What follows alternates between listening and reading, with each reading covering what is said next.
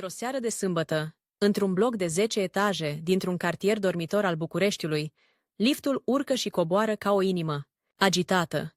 Oameni cu pungi, cu tăvi acoperite cu prosoape, cu sticle ascunse în sacoșe de rafie. Ușa apartamentului 24 se deschide brusc și te lovește mirosul, un amestec imposibil de usturoi, gelatină de piftie și parfum ieftin, dulce, prea dulce. Pe masa din sufragerie, sub lustra cu ciucuri, stă regina serii.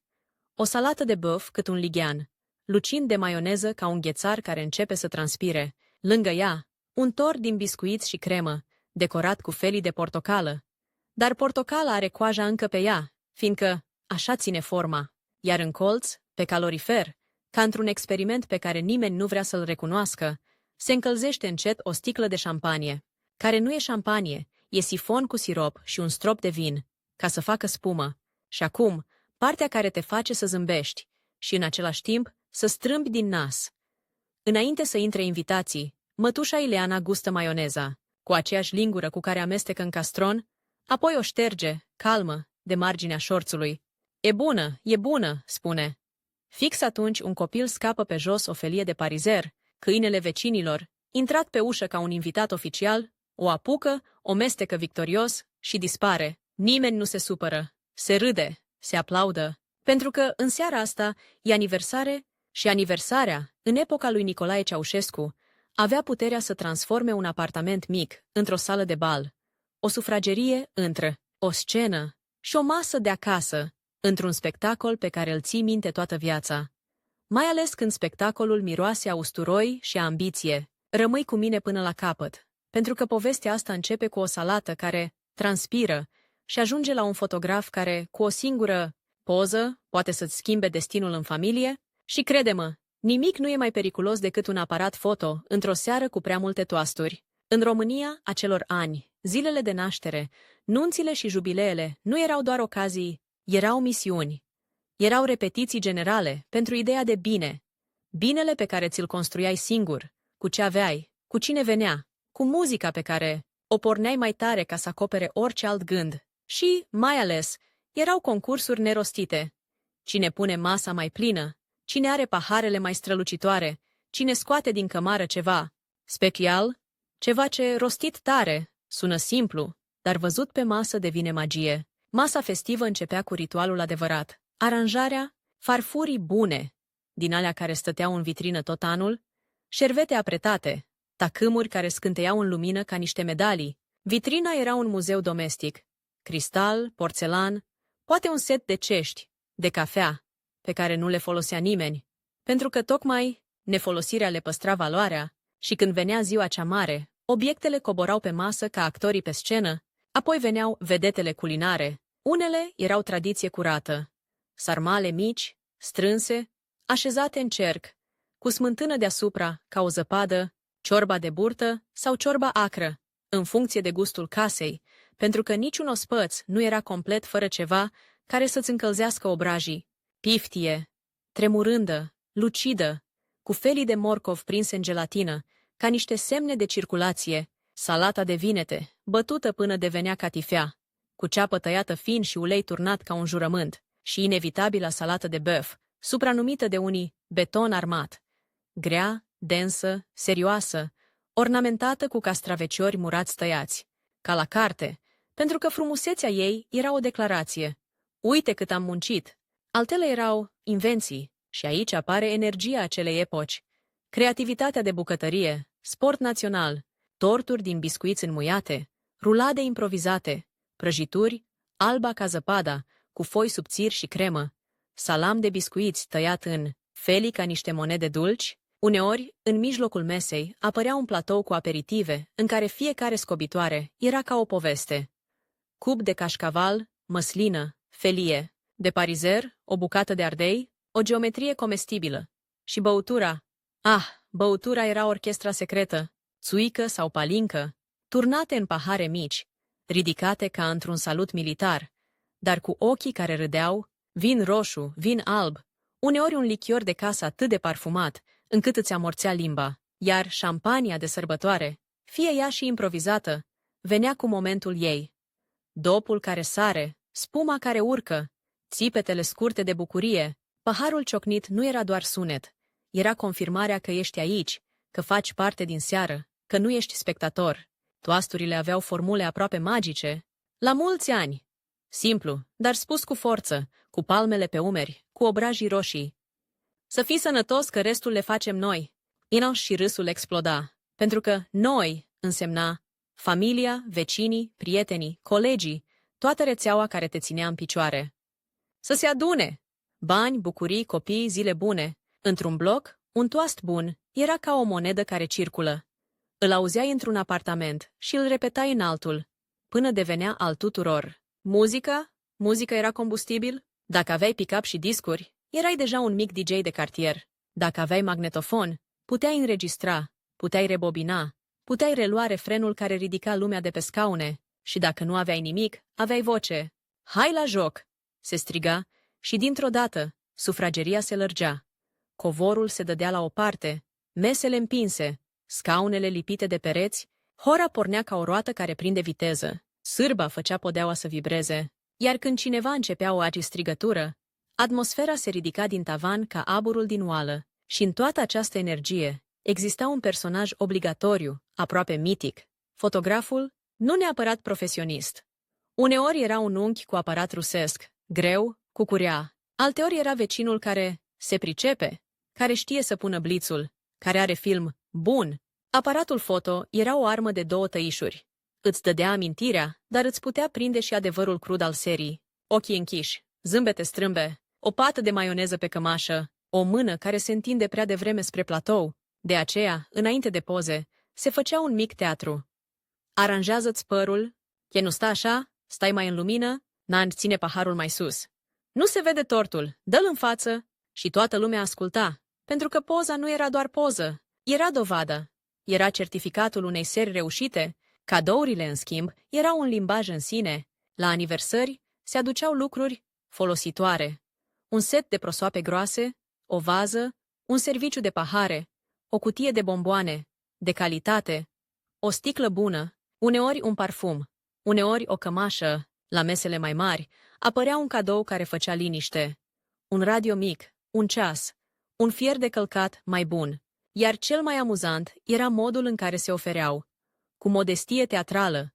Nu e mare lucru, spuneau, în timp ce toată lumea încerca să ghicească ce e în pachet. Să-l folosiți sănătoși. Formula care transforma obiectul într-o urare.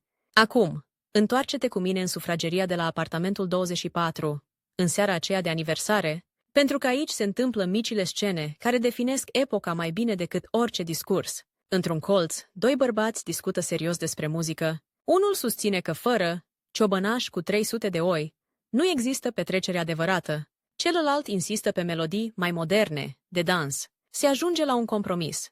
Două melodii populare, una de oraș, încă una populară, apoi o sârbă. Așa se împacă generațiile. La masă, femeile schimbă rețete ca pe secrete de stat.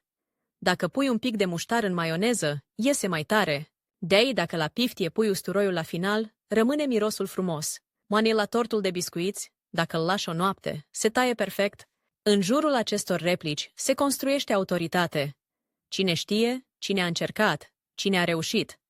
Și în mijloc, sărbătoritul, un bărbat la 40 și ceva, cu cămașă albă și cravată ușor strâmbă, primește pupături pe ambii obraji, una după alta, până îi se șterge zâmbetul și îi se desenează altul, mai larg, mai autentic.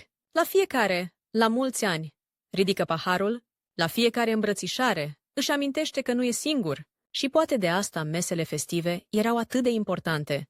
Îți dădeau pentru câteva ore senzația că lumea se ține în echilibru. Dar iată momentul șocant al serii, cel care provoacă și râs, și un pic de repulsie.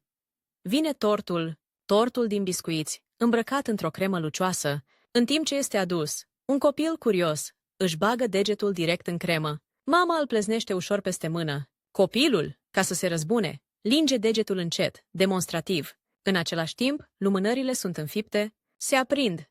Când să sufli, cineva spune, "Stai să facem poză!" Toată lumea se înghesuie, blițul pocnește. Și exact atunci, din cauza căldurii, o felie de portocală alunecă de pe tort și cade în cremă ca o barcă scufundată. Nimeni nu oprește ceremonia. Se cântă, se suflă, se aplaudă. Portocala rămâne acolo, înecată, ca un mic secret lipicios al serii, și aici vine contrastul care te prinde. Pe de o parte, totul pare improvizat, haotic, uneori chiar neigienic, dacă te uiți cu ochii de azi. Pe de altă parte, energia e impecabilă, oamenii sunt prezenți, sunt creativi, sunt conectați. Petrecerea nu e despre perfecțiune, ci despre puterea de a face să fie bine. Iar asta, paradoxal, o face fascinantă. Pe măsură ce noaptea avansează, apartamentul devine un mic univers. Pe hol, cineva fumează și povestește un banc. În bucătărie, două mătuși spală farfurii între feluri, ca să nu se termine stocul. În sufragerie, se dansează strâns, cu genunchii lovindu-se uneori, cu râsete scurte, cu pași învățați din mers. Se deschide încă o sticlă. Se mai spune un toast? Unchiul cu aparatul foto își schimbă filmul cu gesturi de chirurg, în timp ce toată lumea îi dă sfaturi, de parcă ar fi construit un avion, și exact când crezi că ai văzut tot, apare prima răsturnare. Din pachetul modest, adus de un coleg de la muncă, iese un set de pahare, atât de subțiri și elegante, încât parcă sunt din altă lume. Se face liniște pentru o secundă. Apoi începe teatrul. Vai, nu trebuia... E prea mult? Dar ce frumoase sunt! Paharele sunt ridicate în aer ca niște trofee. Unchiul fotograf face poză și în clipa aceea, fără să vrea, surprinde ceva. În vitrină, în spatele cristalului vechi, se vede reflexia tortului cu portocala înnecată. O dublă imagine, lux și improvizație, eleganță și lipici. O fotografie care, dacă ar fi vorbit, ar fi spus: așa era bucuria. Iar seara încă nu s-a terminat, pentru că în România, acelei epoci, o aniversare bună era adesea preludiul la final, când se strâng farfuriile, când se împarte prăjitura, la pachet, în șervețele, când cineva îți pune în mână o felie de cozonac și spune: să nu pleci cu mâna goală, apare inevitabil întrebarea: și când facem nunta? Da. Acolo, între pahare și râsete, începe următoarea etapă a poveștii noastre. Un simplu toast se transformă într-o propunere, o glumă devine plan. Iar masa din sufragerie, martoră la salata de băf și tortul lipicios, se pregătește, în imaginația tuturor, pentru ceva mult mai mare. O nuntă care va ține până dimineața, cu lăutari, cu fotografii în parc, cu daruri numărate în bucătărie și cu tradiții care pot da peste cap chiar și cea mai aranjată familie. În noaptea aceea, după ultima felie de tort, cu portocala înnecată, după ce paharele subțiri au fost ridicate ca niște trofee și după ce toată lumea a plecat cu ceva la pachet, întrebarea a rămas atârnată în aer, ca fumul de țigară pe hol. Și când facem nunta? La început se râde, apoi se râde mai încet și, fără să-ți dai seama, râsul se transformă în calcule, în zile, în liste, în telefoane date pe șoptite, într-un carnețel cu colțurile tocite, unde mama scrie cu pixul apăsat: sarmale, friptură, muzică, foto, naș, dar... Și fix aici începe adevăratul spectacol. Pentru că o nuntă, în România epocii lui Ceaușescu, nu era doar o petrecere mare, era un proiect de familie, un șantier emoțional, o operațiune în care fiecare unchi avea un rol, fiecare mătușă o opinie și fiecare vecină o replică de tipul: să vedeți voi dacă nu faceți cum vă zic eu. Într-o după-amiază, viitoarea mireasă stă la masa din bucătărie cu o foaie albă. Pe foaie, o întrebare simplă: pe cine chemăm? Și foaia începe să se umple ca un balon care nu mai are aer, ci nume. Nume care trag după ele alte nume. O chemăm pe tanti Nuți, că ne-a dat cadou la botez. Îl chemăm pe nea Gigi, că lucrează cu tata. Forhei, îi chemăm pe vecinii de la 3, că au venit la înmormântarea bunicului. În România, invitația la masă era un fel de monedă socială, care circula ani întregi, și o nuntă era momentul în care moneda trebuia returnată. Cu dobândă, apoi vine discuția despre local. Dacă ai noroc, prinzi o sală. Dacă nu, se face acasă, în curte, în sufragerie extinsă, cu mese împrumutate, cu scaune adunate de pe la rude, cu fețe de masă suprapuse, ca să nu se vadă picioarele mesei, și deodată casa nu mai e casă, e restaurant, e scenă, e un loc care trebuie să pară mai mare decât e, mai luminos decât e, mai elegant decât e, ca un truc de magie. Mirele se ocupă de muzică, pentru că muzica e motorul. Fără muzică, oamenii mănâncă și pleacă. Cu muzică, oamenii rămân, dansează, își amintesc, se aprind. Și aici apare primul conflict, serios. Lăutari sau magnetofon? Lăutarii sunt scumpi, dar îți simt sala, îți simt oamenii, îți ridică bunica de pe scaun cu o singură sârbă bine trasă. Magnetofonul e mai simplu, dar riscă să pară sărăcăcios. Se negociază, se caută o formație bună. Se aude peste tot expresia asta. Bună, dar să nu fie prea tare și să știe și populară și de dans. În timp ce bărbații se ceartă elegant pe muzică, femeile încep construcția mesei. Asta nu e gătit. E arhitectură. Planificarea începe cu întrebări care par inocente, dar sunt de fapt decisive. Câte sarmale facem de persoană? Câtă maioneză intră la băf pentru 80 de oameni? Câte tăvi de prăjituri dacă vin și copiii? Și fiecare răspuns se spune cu siguranța unui inginer. Lasă, fă mai multe, mai bine să rămână. Și acum, imaginea care te face să te strâmbi, dar și să râzi. În cămară, pe raft, stau borcane înșirate ca niște soldați lucioși, murături, compot, zacuscă și, printre ele, un borcan fără etichetă, misterios. Mama îl ia, îl miroase, se încruntă o secundă, apoi zâmbește. E bun, îl punem la masă. Nimeni nu întreabă ce e. Nimeni nu vrea să știe. La nuntă, misterul e condiment. Rochia Miresei? Rochia Miresei e alt film. Nu e doar o rochie. E o legendă care trebuie să arate ca în reviste, dar să fie de-a noastră. Se probează, se ajustează, se împrumută voal, se caută pantofi care să nu doară, se coase un nasture, se ascunde un ac și fiecare ac ascuns e o mică bombă. Poate să te înțepe fix când trebuie să zâmbești cel mai frumos pentru fotograf. Fotograful devine personaj principal, pentru că la nuntă, aparatul foto nu mai e un moft, e tribunalul amintirilor. Fotograful promite.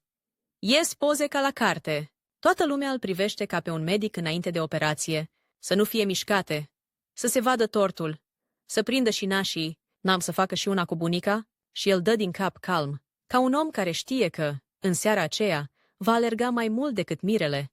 În dimineața anunții, totul începe prea devreme. În bucătărie fierbe ceva, se prăjește ceva, se feliază ceva. Cuțitele bat ritmul pe tocător. În sufragerie se aliniază farfurii. În baie, mireasa încearcă să-și prindă părul și simte că nu mai are timp nici să respire. În hol, unchiul cu lada de băuturi verifică sticlele ca un contabil. Și, undeva, într-un colț, un copil deja se joacă cu panglica de la un cadou, ca și cum ar fi șarpe. Și apoi vine momentul plecării după mireasă. Aici începe partea de film. Mașini decorate cu flori, panglici, claxoane, o coloană care se simte importantă. Oamenii se uită de la geam. Un vecin comentează, uite, mă nuntă!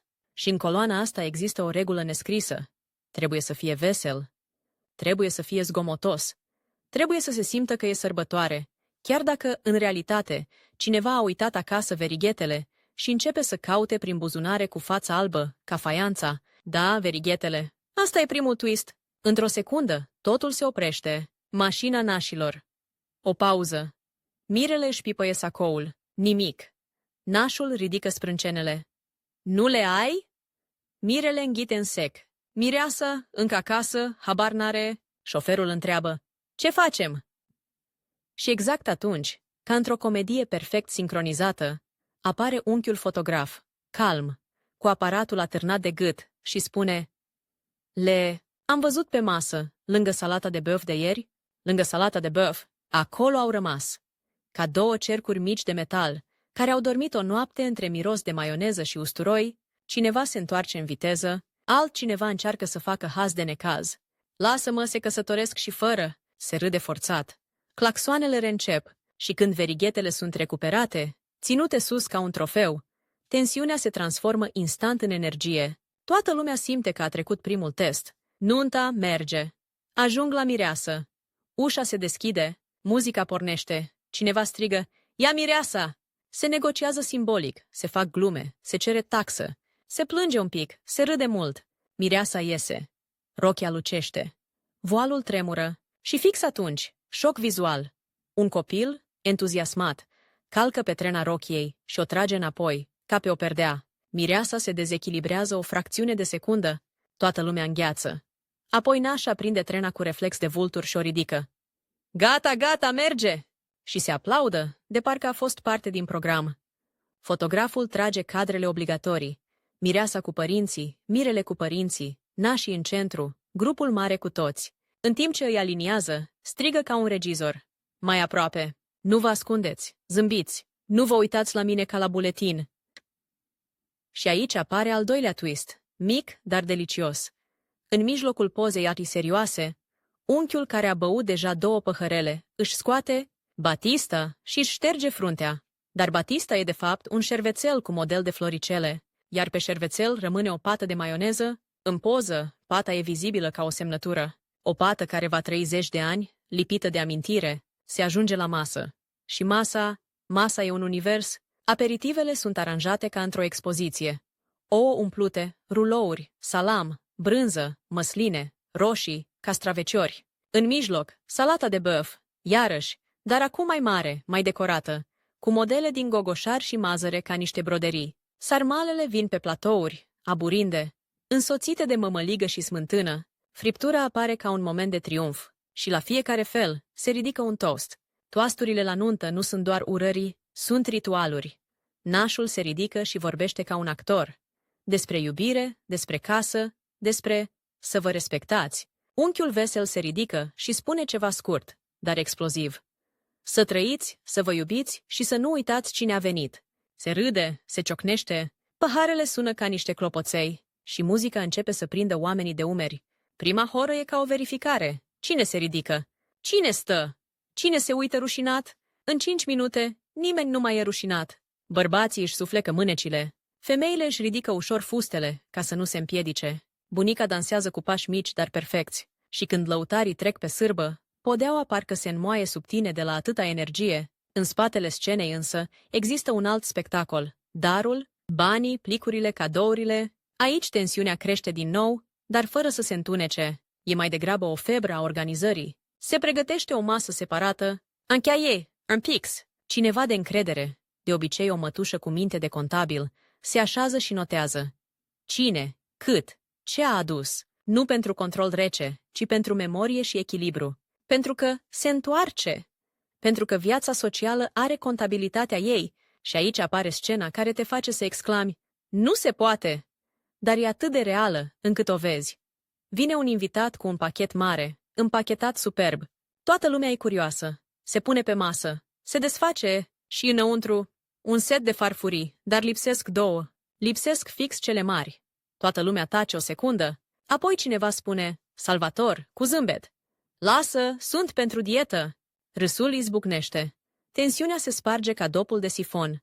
Cadoul devine poveste. Tortul de nuntă intră ca un final de act în teatru. Lumânări, flori de zahăr, cremă, fotograful urlă. Nu vă mișcați? Stați aproape, priviți-vă! Mirele și mireasa taie prima felie, apoi toată lumea vrea să vadă momentul. Cu hrănitul. Cine pe cine murdărește? Și fix când mireasa apropie furculița, mirele face o glumă și îi pune un pic de cremă pe nas. Mireasa se oprește. Camera prinde secundele, toți așteaptă reacția. Se supără sau râde? Și aici e twistul cel bun. Mireasa se uită direct în obiectiv, își șterge crema cu un gest lent și îi dă mirelui, cu precizie, o pată exact pe vârful urechii. Explozie de aplauze. Nunta e câștigată. Publicul e al lor. Noaptea înaintează. Se dansează, se mănâncă din nou, de parcă stomacul ar avea un al doilea etaj secret. Se schimbă pantofi. Se leagă cravate pe frunte, se cântă și, la un moment dat, lăutarii fac loc pentru momentul surpriză. Cineva din familie, poate un verișor timid, se ridică și cântă o melodie pentru mirie. Vocea e ușor falsă, dar sinceră, și sinceritatea umple sala mai tare decât orice instrument. În zori, când farfurile sunt aproape goale, când paharele au urme de ruși pe margine, când oboseala începe să apese, se întâmplă ceva. Ce nu vezi în poze? Liniștea scurtă dintre 2 melodii, o secundă în care auzi cum respiră sala, apoi cineva de nicăieri bate din palme. Hai, încă una! Și încă una se face. Pentru că, în lumea asta, petrecerea nu se termină când se termină mâncarea. Se termină când se termină energia, iar energia pare inepuizabilă și totuși, exact atunci, când toată lumea crede că a trecut apogeul, apare ultimul element care schimbă tonul. Fără să-l întunece, fotograful se apropie de miri și spune pe jumătate serios, pe jumătate amuzat. Am prins ceva, dar să nu vă supărați. Le arată o poză proaspăt făcută, încă imaginară, dar descrisă perfect. În fundal, pe un scaun, stă plicul cu banii, iar lângă el, un copil cu mâna întinsă spre plic, cu o bomboană lipită de degete. Copilul nu fură, doar atinge. Curios, lipicios. Exact ca portocala care s-a scufundat în tort la aniversare. O repetare a universului, dar la altă scară. Dulcele și seriozitatea, amestecate într-un singur cadru. Mirele izbucnește în râs. Mireasa își acoperă fața cu palma, rușinată și amuzată în același timp. Nașa spune, asta e familie! Și toți înțeleg, fără să o spună. Nimic nu e perfect, dar tocmai imperfecțiunile fac povestea. Iar după nuntă, povestea nu se închide, se transformă. Pentru că de-a doua zi începe alt ritual. Împărțirea prăjiturilor rămase, returnarea scaunelor împrumutate, spălatul munților de vase și, mai ales, apariția primei întrebări noi, șoptite pe la colțuri, cu zâmbetul acela, de parcă glumim, dar nu chiar. Și când faceți un jubileu? Când facem 25 de ani? Când facem 50? Dimineața de după nuntă are un sunet special, clincănit de farfurii, apă curgând, pași moi prin bucătărie și un aoleu spus, fără supărare, doar ca reflex. În sufragerie, fețele de masă sunt strânse ca niște cortine după spectacol, iar pe covor au rămas urme de pași învârtiți în horă. Într-un colț, o cutie cu prăjituri. Pentru împărțit, stă acoperită cu un ziar, ca să nu se usuce. În alt colț, plicurile sunt deja numărate, notate, puse la loc sigur, și fix când crezi că totul coboară la normal, apare o frază care pornește următorul film. Să trăiți să faceți și jubileu. Jubileul. Aniversarea mare, rotundă, cu număr frumos. 25, 30, 40, 50. În epoca lui Nicolae Ceaușescu, jubileul era ca un titlu onorific în familie. Era momentul în care nu mai sărbătoreai doar vârsta, ci și faptul că ai ținut o casă, ai ținut o căsnicie, ai ținut o viață întreagă la oaltă și, ca să fie pe măsură, jubileul trebuia să fie altceva decât o simplă masă. Trebuia să aibă stil, trebuia să aibă poveste, trebuia să aibă surpriză. Și surpriza începe întotdeauna de la masă. Nu mai e vorba doar de să fie destul, e vorba de să fie memorabil. Aici intră în scenă platourile făcute ca niște tablouri. Ouă umplute aranjate în floare, felii de salam și cașcaval tăiate în evantai, roșii sculptate în formă de trandafir. Cineva aduce o specialitate pe care n-ați mai văzut-o. Un aspic transparent cu bucățele colorate, ca un vitraliu comestibil. Altcineva vine cu o prăjitură cu glazură lucioasă, de parcă ai lins un geam dulce. Se vorbește despre rețete ca despre performanțe. Am făcut crema la bain-marie, nu se taie. Am ținut foile la presat, ies ca la cofetărie. Și în mijlocul mesei, ca un simbol al statutului de familie așezată, apare, din ce în ce mai des, un element care schimbă tot. Tortul adevărat, comandat. Dacă reușeai să faci rost de un tort comandat pentru jubileu, era ca și cum ai fi pus pe masă o medalie, scris cu cremă, la mulți ani 50, litere ușor tremurate, dar oficiale, și toată lumea se înghesuie să-l vadă, să-l atingă cu privirea, să confirme că da, există muzica, la jubileu, se rafinează. Dacă la nuntă vrei să danseze toată lumea până uită de ce a venit, la jubileu vrei să danseze și cei care jurau că nu mai dansează, și asta e o artă.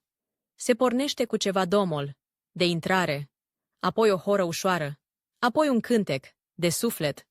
Apoi, când paharele au prins curaj, se dă drumul la sârba care îți ridică și unchiul cu spatele șubred, și fiecare melodie are rolul ei, ca într-un scenariu, dar jubileul nu e doar despre masă și muzică, e despre ritualuri mici care fac seara să pară mai mare. Primul ritual, omagierea, nu te speria de cuvânt. În familie, omagierea înseamnă discursuri cu lacrimi și glume. Cineva se ridică și spune, uite, nea Vasile a muncit o viață. Altcineva îl întrerupe, da, dar tot n-a învățat să pună capacul la borcan.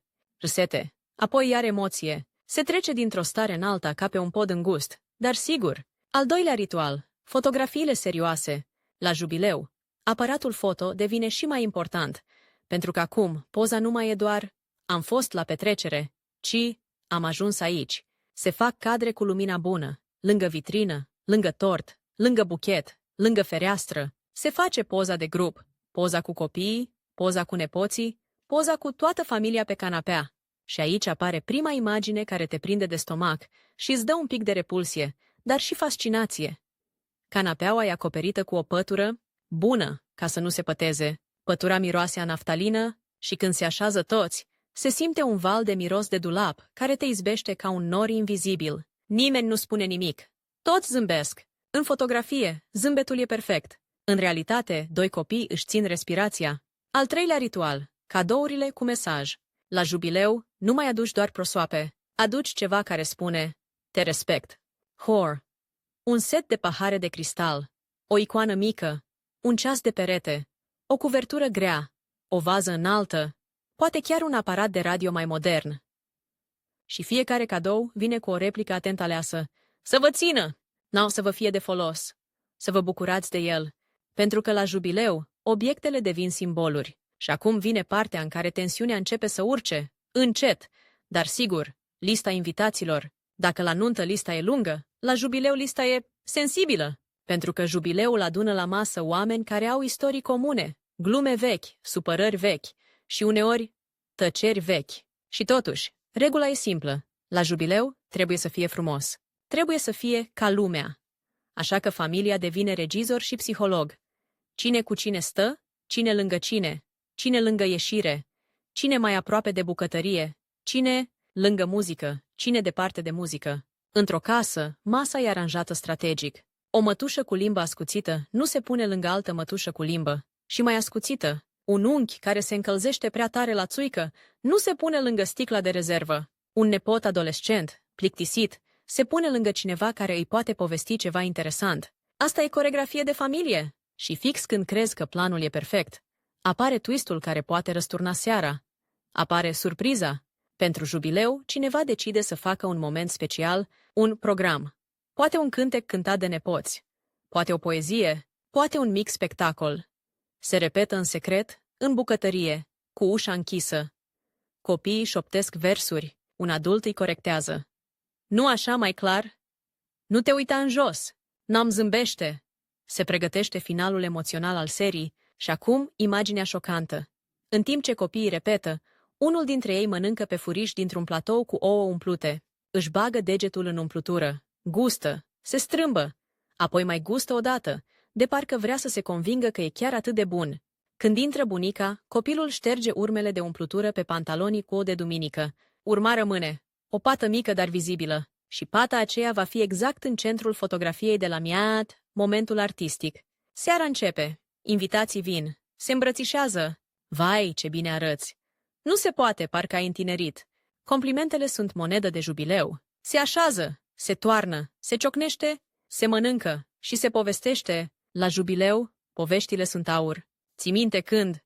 E fraza care deschide porți. Îți amintești de prima casă, de primul televizor, de prima excursie, de primul copil, și fiecare amintire vine cu un râs sau cu o lacrimă. În timp ce vorbesc, oamenii își dau seama că au o istorie comună mai lungă decât își aminteau. Și, pe fundal, fotograful lucrează, trage cadre, schimbă unghiuri, îi prinde pe cei care râd cu gura plină, îi prinde pe cei care își șterg colțul ochiului, îl prinde pe sărbătorit când își pune mâna pe piept, ca și cum ar vrea să-și țină inima la loc. Momentul artistic începe. Copiii intră, unul are pată pe pantaloni, altul are șiretul desfăcut. Un al treilea își uită versul.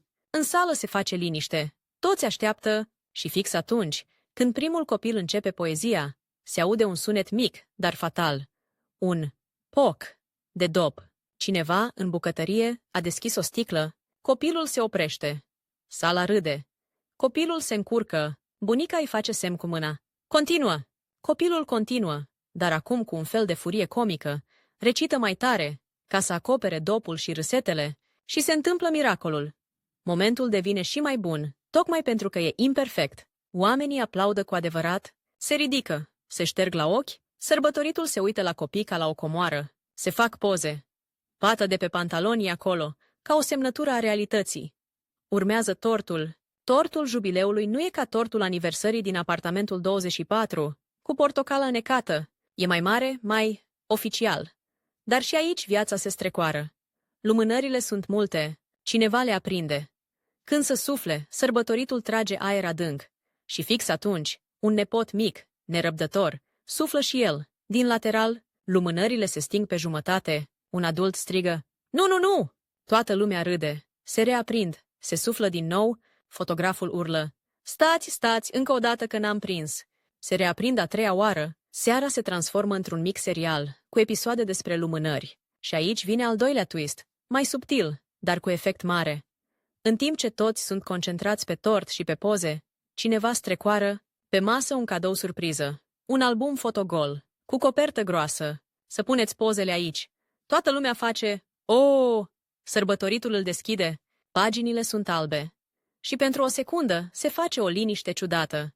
Albul acela e ca o promisiune, dar și ca o provocare. Pentru că în album nu intră doar poze frumoase, intră și pata de maioneză, și șiretul desfăcut, și mirosul de naftalină, și dopul care a pocnit exact la poezie. În acel moment, cineva, de obicei un unchi cu simțul spectacolului, strigă, "Hai să facem o poză cum nu s-a mai făcut!" Și începe nebunia. Îi pune pe toți să stea altfel. Bunica în mijloc, cu tortul, copiii în jur, cu mâinile pe umeri, nașii, dacă sunt prezenți. Ca într-un tablou, unchiul cu pălărie în spate, toți se înghesuie. Blițul pocnește și fix atunci un pahar se răstoarnă, sunetul e clar, lichidul curge pe fața de masă. Toată lumea îngheață. Pentru o secundă, tensiunea e ca o sfoară întinsă. Apoi, ca un reflex colectiv, se face un lucru incredibil. Cineva pune un șervețel, altcineva pune alt șervețel, altcineva pune o farfurie, peste. Și în 3 secunde pata dispare sub un platou de aperitive, ca și cum n-ar fi existat. Magie practică, și asta e de fapt inima acestor sărbători.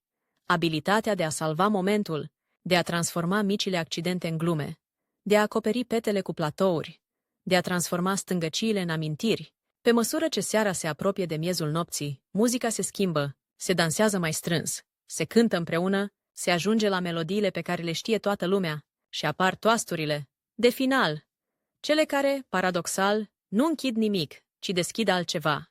Să ne vedem sănătoși la următoarea. Gio, să mai apucăm încă una. Să fie și la copii. Iar când sărbătoritul jubileului se ridică în picioare pentru ultimul toast, își pune paharul la buze și spune ceva simplu, dar care schimbă aerul din cameră. Vă mulțumesc că ați venit. Uite, masa asta, muzica asta, voi. Astea rămân. În acel moment, toată lumea simte că jubileul nu e doar despre azi, e despre legături. Despre cum o familie își pune, iar și iar, viața pe masă, o aranjează, o decorează, o fotografiază, o împarte în felii de tort și când invitații încep să plece, apare tradiția mică, dar inevitabilă. Ia și tu ceva. Au, mai ia o felie? Uite, pune în șervețel. Pachetelele pleacă din casă ca niște mesaje. Ne-am văzut, ne-am ținut aproape. Dar povestea noastră încă urcă o treaptă, pentru că în epoca aceea, după jubileu, rămâneau 2 lucruri care schimbau tot. Fotografiile dezvoltate și legenda lor. Fotograful promite, în 2 săptămâni sunt gata, toți dau din cap. Dar în sufletul lor începe nerăbdarea, pentru că pozele nu sunt doar poze, sunt dovada că a fost real și, mai ales, sunt terenul pe care se vor duce următoarele bătălii de familie.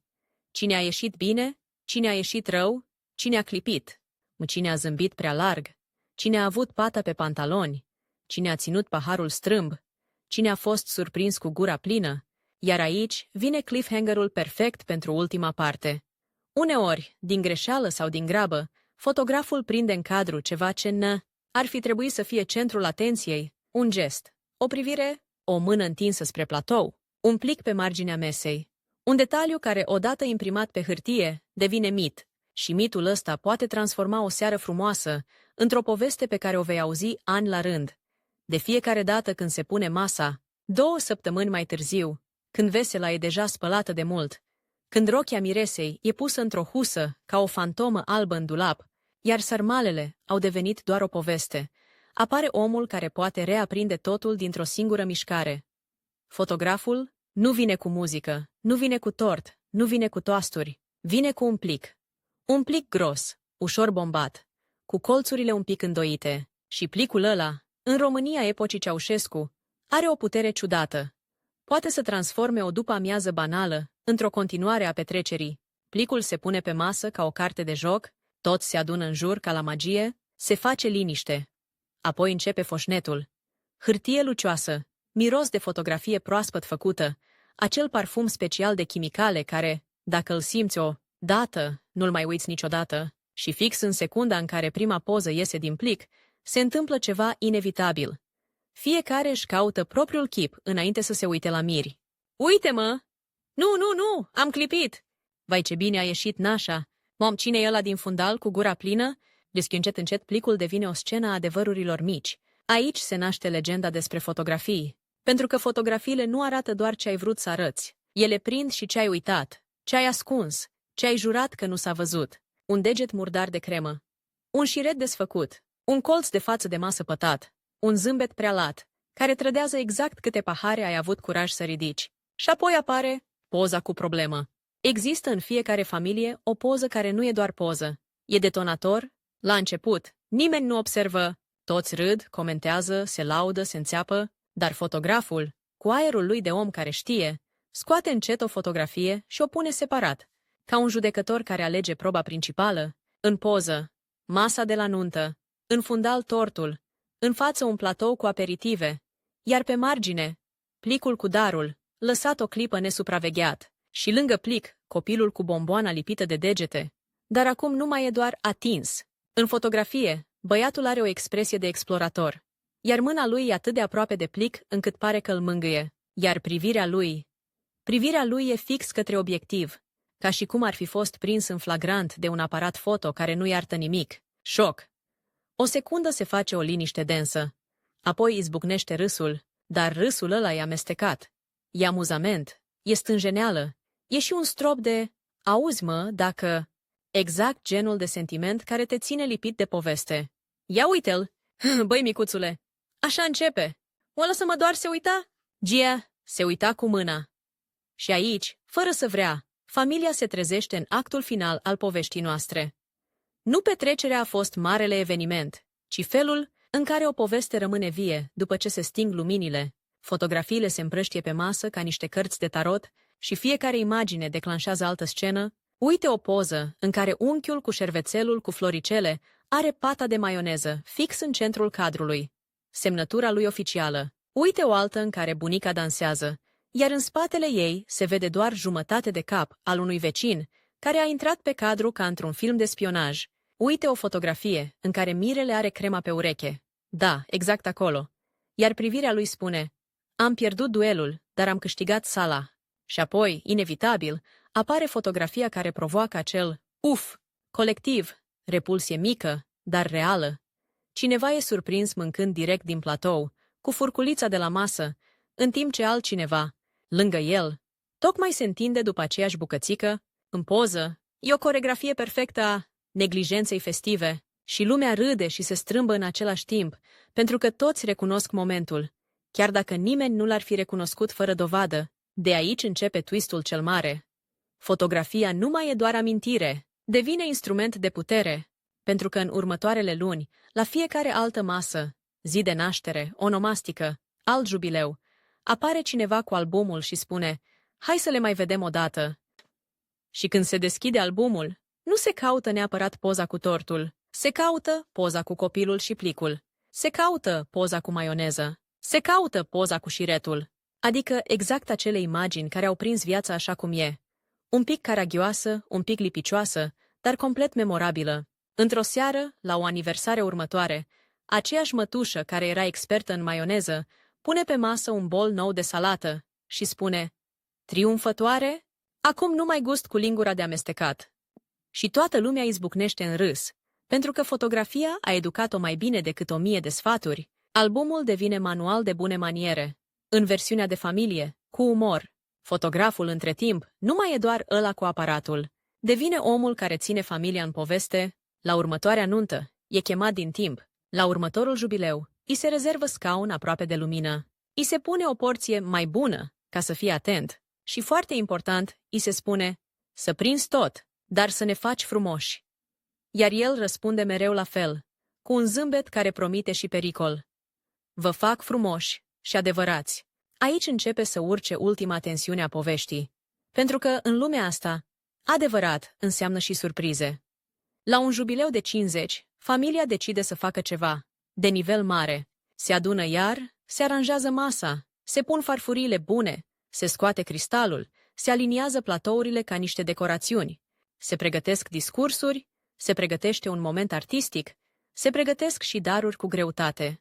Un ceas de perete care bate solemn, o pătură groasă, o vază mare care pare că cere flori, doar ca să-și justifice existența. Și, în mijlocul acestei seriozități, cineva, același unchi cu simțul spectacolului, propune o tradiție nouă. La fiecare masă mare facem o poză specială, nu frumoasă, specială. Toți întreabă, ce înseamnă specială? El ridică o fotografie veche, copilul cu plicul, pata de maioneză, șiretul desfăcut și spune, înseamnă adevărul. Așa că în seara jubileului, după ce se taie tortul, după ce se dansează, după ce se ridică toasturile, vine momentul, poza specială. Și aici, exact aici, are loc cea mai bună răsturnare. Oamenii nu mai fug de imperfecțiuni, le caută. Unul își pune intenționat șervețelul cu floricele la buzunar, ca un semn, altul ridică o felie de prăjitură prea mare, ca să se vadă că e sărbătoare. Un copil își lipește o bomboană pe degete și face ochii mari către aparat, imitând legenda. Bunica, care în alte poze stătea serioasă, își ridică paharul și face un zâmbet pe care nu-l prindeai decât când era fericită de-a dreptul. Fotograful face un pas în spate, își potrivește aparatul. Și chiar când apasă declanșatorul, poc! O sticlă deschisă în bucătărie, exact ca atunci, la poezia copiilor, exact acel sunet mic care pare să strice momentul și de fapt îl face perfect. Blițul pocnește și fotografia iese în imagine, se vede tot. Masa, tortul, paharele, mâinile ridicate, un copil cu bomboană lipită, bunica zâmbind, unchiul cu șervețel, nașa cu o privire de regină și în fundal cineva cu gura plină, care nici nu știe că a intrat în istorie, iar când poza e adusă, mai târziu, în plicul gros, se întâmplă ceva neașteptat. Nimeni nu se supără, nimeni nu zice, vai, ce urât am ieșit. Toți râd și o pun în album cu mândrie, pentru că au înțeles secretul cel mare al acestor sărbători. Nu perfecțiunea te leagă de oameni, ci scenele pe care le recunoști. Și acum, în ultimul act, vine adevărata încheiere. Nu cu un gata, ci cu o imagine care rămâne. Imaginează-ți un apartament de bloc, seara târziu, pe masă, resturi de prăjituri în farfurii, pahare cu urme de ruj, un colț de față de masă acoperit strategic cu un platou, ca întotdeauna. În colț, magnetofonul tace, dar încă pare că păstrează în el un refren. Pe canapea, un adolescent răsfoiește albumul cu fotografii, cu degetele ușor lipicioase de la cremă, se oprește la poze și râde singur, se uită la copilul cu plicul și zice, uite-l pe tata când era mic. Se uită la bunica dansând și zice, nu cred. Se uită la unchiul cu pata de maioneză și zice, asta e legendă. Și în momentul ăla, fără să-și dea seama, adolescentul devine următoarea verigă. Nu veriga de metal de la nuntă, ci veriga din lanțul de povești, pentru că masa festivă nu e doar despre mâncare, e despre felul în care o familie își inventează bucuria, o condimentează cu glume, o leagă cu toasturi și o fixează pe hârtie fotografică. Iar dacă vrei cea mai simplă definiție a epocii, încheia asta luminoasă și energică, poate că e chiar aici, într-o sufragerie transformată, în sală de bal, într-un tort care nu iese perfect, într-un toast spus cu ochii umezi, într-un fotograf care prinde exact ce nu voiai să se vadă și într-un album care devine, încet, cea mai puternică tradiție de familie, pentru că la final, indiferent cât de strâmb stă cravata, cât de mult transpiră salata sau cât de lipicioasă e crema pe degete, rămâne sunetul acela care nu se demodează, paharele care se ciocnesc și replica rostită mereu cu aceeași energie. Să ne vedem sănătoși la următoarea masă,